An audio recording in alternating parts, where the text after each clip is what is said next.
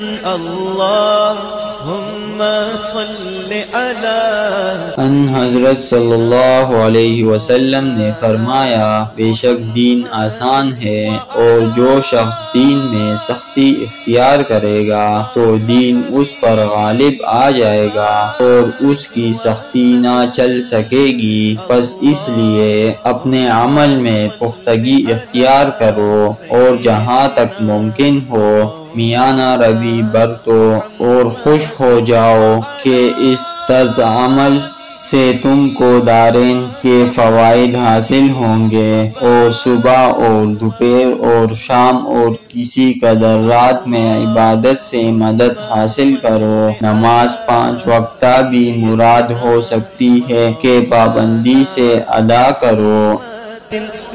صحیح بخاری حدیث نمبر 39۔ وصحبه وبارك